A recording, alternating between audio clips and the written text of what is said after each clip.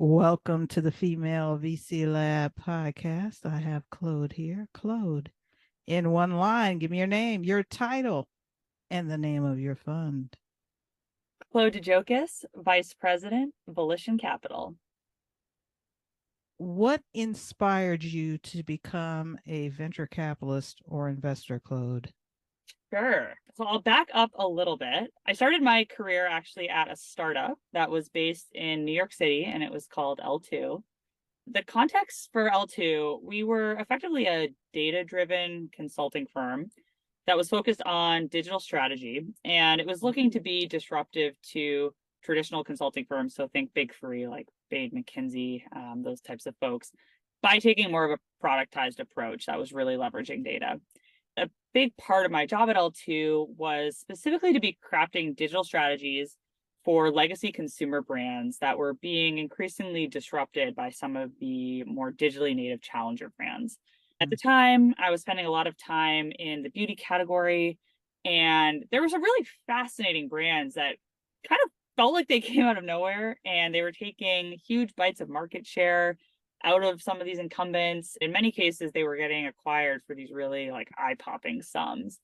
My role at the time was to be obsessively monitoring the beauty landscape and really trying to understand specifically what are these challenger brands doing so effectively to drive growth and to be gaining market share, with the goal of helping the CMOs of these larger, more established brands to basically either mimic some of those same tactics, in a lot of cases with even bigger budgets behind them, or in other cases to be acquiring those challenger brands before they became too much of a threat.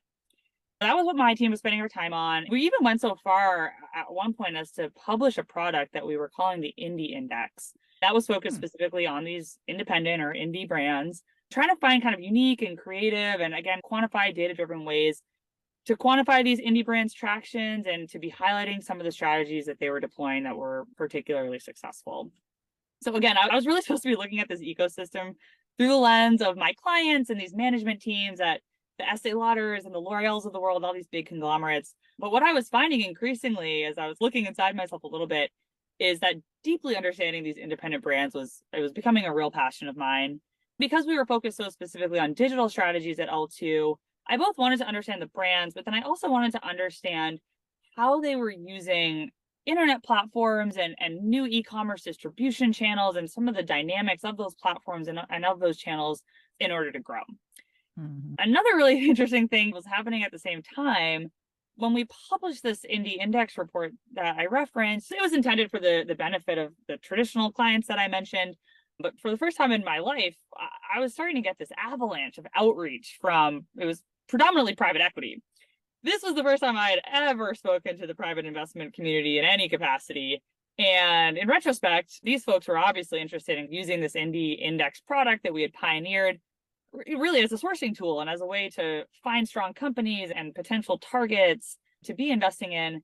Again, my mind started to churn a little bit, and I was starting to become both interested in the disruptive brands themselves, but also who's funding their growth? Who are they partnering with? What does the consumer investing ecosystem around this space look like? So that was what I would say first sparked my interest in getting into VC. I went back to Harvard Business School with the goal of pursuing an MBA as part of that interest. And I was fortunate during that time to have the opportunity to do some internships at really amazing venture firms. And I would say I was predominantly looking to use the time to explore the stage that I was interested in. Yeah, got the opportunity, again, during this MBA time to really be exploring more of the earlier stage ecosystem. So I was able to go to some really incredible seed and pre-seed funds. And in some respects, that stage was really exciting to me and what I thought I always wanted to do. But at the same time, I was actually realizing it kind of was pretty foreign to me.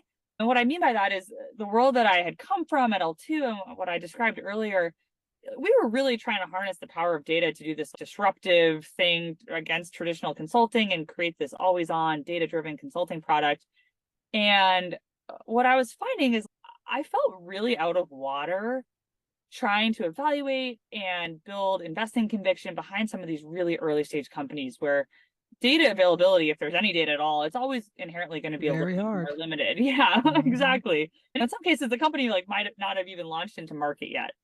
And I was starting to develop this appreciation that in more traditional venture investing, it's always going to be a little bit more binary. You might be making a big bet on a company it's going to be like a 0 or a 1. And the decisions that you're making, they're going to have less to do with performance and more to do with potential. And candidly, I found that very uncomfortable. And I have enormous respect for people with that more venture oriented skill set that have the ability to be evaluating potential in these very early stages. But that was around the time that I started learning more about the growth equity industry and growth stage investing. And as with growth, the focus is more about finding proven companies that are already very much working from a product market fit perspective and really offering them both capital and partnership to help them accelerate that growth and go even further, even faster. And that felt a little more authentic to me in terms of why I got interested in investing in the first place. It was examining these high growth beauty brands, understanding why they were accelerating, having tons of data and performance indicators and quantifying them and indexing them as a way to dig in and evaluate a business. So as I started to explore post MBA investing roles, I was optimizing for a few things. Obviously, I came from this consumer background, but I wanted a firm that thought of consumer not just in the consumer product context, but also in the internet platform context. Mm-hmm. Obviously, I was increasingly attracted to growth, and I was lucky enough to meet the team at Volition Capital during my second year of MBA. And Volition had a ton of success in the e-commerce world. Notably, they were the first investors in Chewy.com. And I was actually fortunate enough to join the firm at a time when they were just starting to formally solidify what's now our internet consumer practice, which is separate from the firm's historic roots in more enterprise SaaS. So in some respects, it was also like joining a high growth startup within an established firm. And given my background from startup world, that was really attractive to me as well. So yeah, long story short, that was how I ended up in the industry and what attracted me and what my path has looked like thus far. That's awesome. So you talked a little bit about Volition's thesis. So can you describe a little bit more about the thesis and the impetus behind the thesis? Yeah, absolutely. A couple of thoughts there. One overarching theme that we share across Volition as a broader firm is the notion that we look to invest in really capital efficient businesses. That's because we believe that capital efficiency, in many respects, I think is the ultimate signifier of a business that has a fundamentally sustainable business model. For us, in some cases, that might mean the firm has raised like a pretty modest amount of capital in the past, and they've just chosen to grow in a disciplined way. In other cases, we've invested in businesses that have been literally bootstrapped, never raised a nickel. And when you talk about impetus around a thesis, for me, that's really an aspect of our firm-wide investment thesis that resonates in a pretty deep personal way. Because going back to the beginning of my career and my time at L2, which was a startup, a pretty unique thing that I had the opportunity to live through is that we were actually a fully bootstrapped but very high growth business during my first 2 or 3 years there. We hadn't raised any outside capital at that point in time. I love that story because I think being bootstrapped is so glamorized in the investment community. Everyone wants to be finding and investing in these kind of under the radar bootstrap businesses. But it's a very different thing. I can tell you that actually. It's a very hard road. But it's a hard road. It's actually a more balanced road because as a bootstrap company, you figured out a few things versus just taking the venture money. One, you've created an ecosystem, a revenue generator. You've already figured out your business and revenue models. You've got a fully realized sales cycle, so you understand how long things take.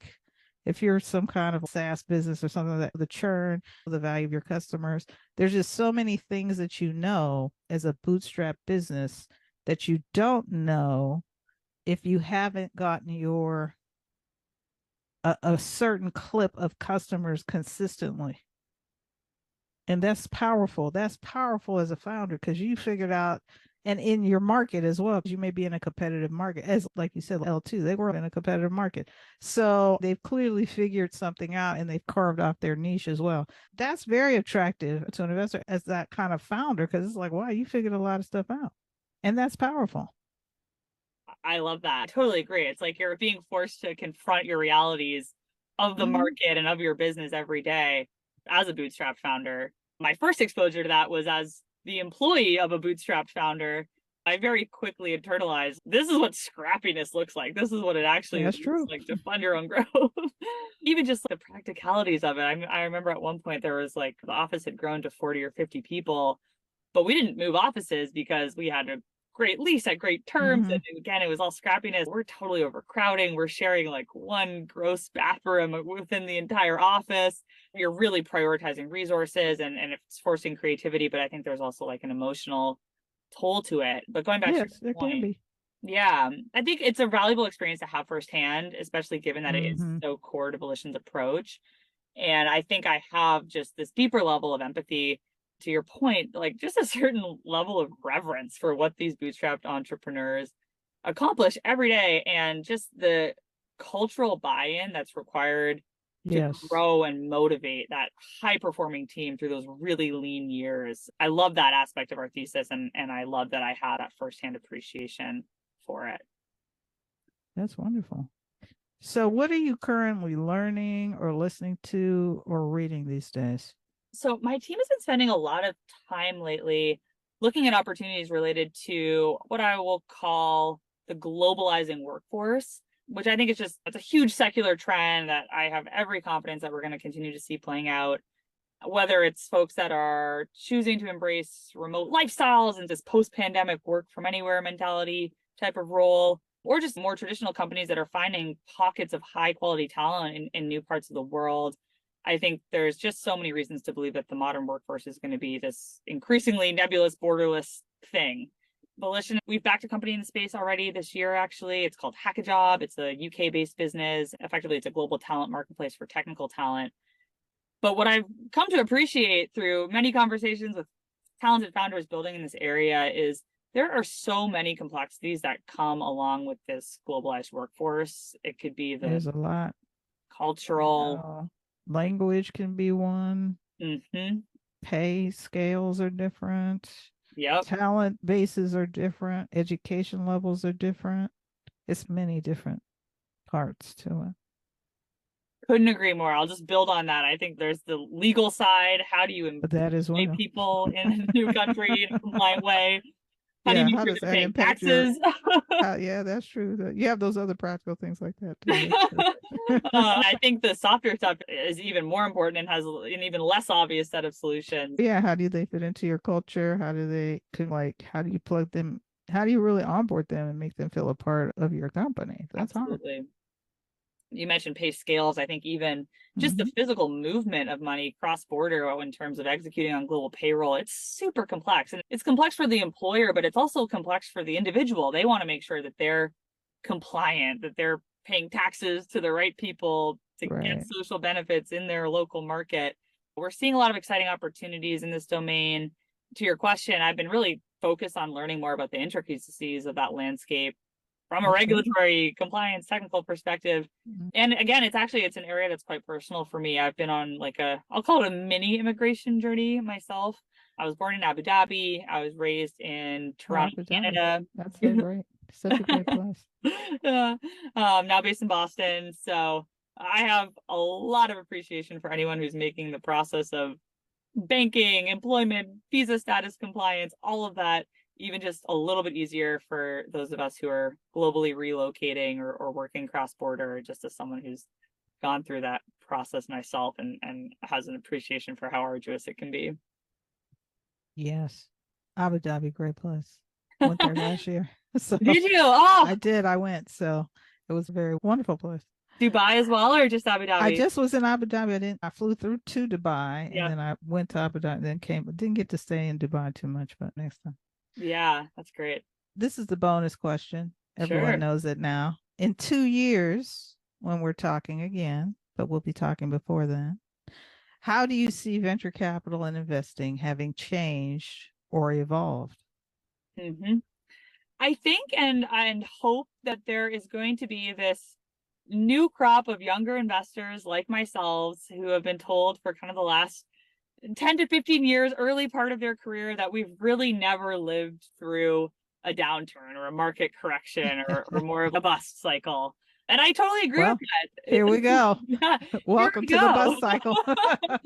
Exactly. I think there's like a certain amount of skepticism about the lens that we've personally formed as investors, having never lived through some of those tougher times and leaner years. And I think that skepticism, it's somewhat rightly placed. And I think potentially 2 years from now, all of us younger folks and this next generation are going to be coming back to the table with some scar tissue. And I think that's great and healthy. I think it's going to refine our lens. I think it's going to make us more disciplined investors. I think it's There going you to go. allow us to be a better partner to our portfolio companies, to be encouraging the management teams that we're working with to not only be thinking optimistically about what could happen in the future from an upside perspective, but also to always have self-sustainability of the company in the back of your mind and Mhm. thinking through scenario planning. What happens if capital evaporates? What happens? Or if banks fail, I was or just about to say. yeah, we were just gonna throw that out Oh, there. totally. So it's like a painful. Other things crash, Mhm. or wars, right? There's all these massive geopolitical things going on, macro level. So you have to be paying attention, specifically based on what we were discussing earlier from that workforce place, and people are now migrating around, and people are being displaced.